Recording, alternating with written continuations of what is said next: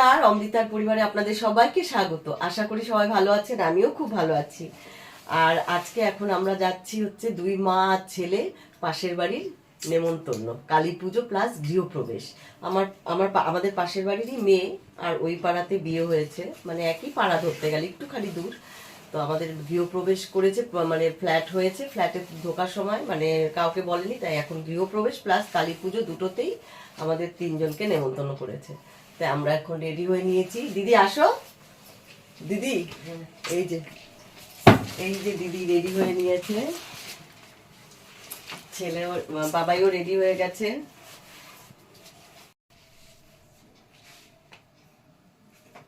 চলো ঘরে বাইক দিয়ে কাজ চালা যায়।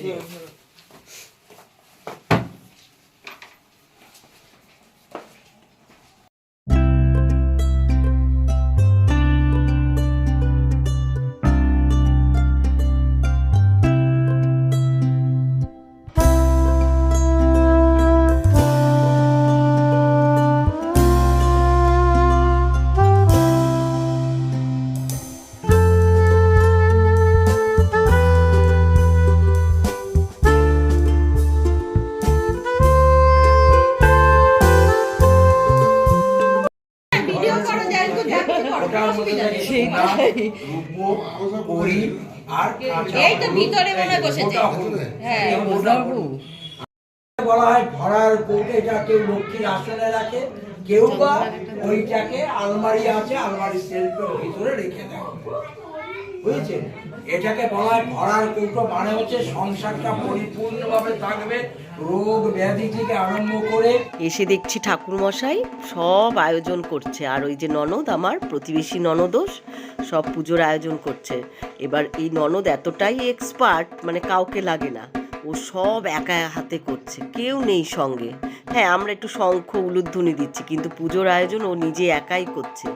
ভীষণ এক্সপার্ট, যেমন সুন্দরী তেমন কাজে কর্মে সব দিকে এক্সপার্ট এই ননদ। এই যে ফ্ল্যাট দেখেছেন না, নতুন ফ্ল্যাট করেছে, এই ফ্ল্যাটের এটা হচ্ছে ড্রয়িং রুমে পুজোটা হচ্ছে, আর খাওয়া দাওয়াটা ছাদে হবে। তো আমরা যখন গেছি, মানে প্রায় পুজোর সব আয়োজন হয়েই গেছে। এই পুজোটা মানে সারা রাত হবে না, হয়তো এখন থেকে শুরু হবে, 11টা-12টার মধ্যে শেষ হয়ে যাবে। এই জন্য মানে পুজোর আয়োজন এখন থেকেই শুরু করে দিয়েছে।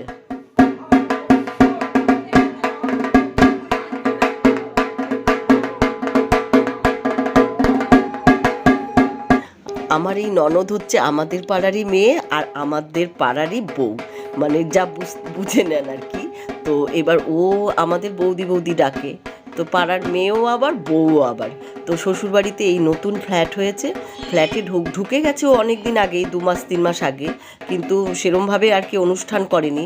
তাই এটা ছিল ওর মেয়ের মানসিক কালী পুজো। সেই মানসিক কালী পুজোটা এতটাই সুন্দর করে বড় করে করছে, গৃহপ্রবেশ আর এই কালী পুজো দুটোই একসঙ্গে করছে, তাই একটু মানে আমাদের সবাইকে নেমন্তন্ন করেছে।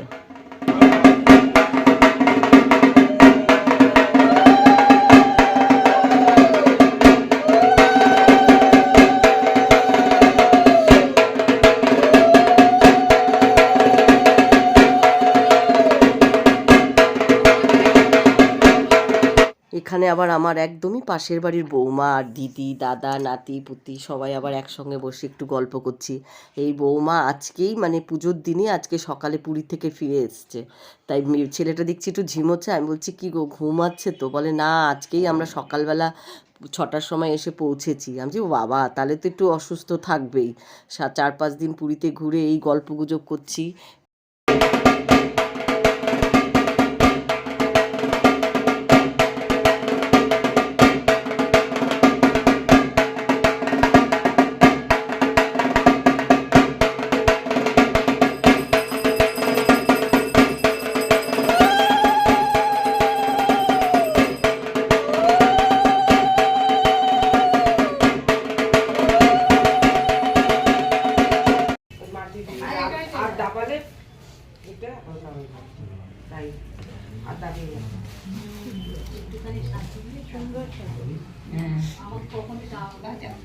বাজারের ভিতরে হাত দিলে রাতে বাড়ি লাগতো, ওই জন্যই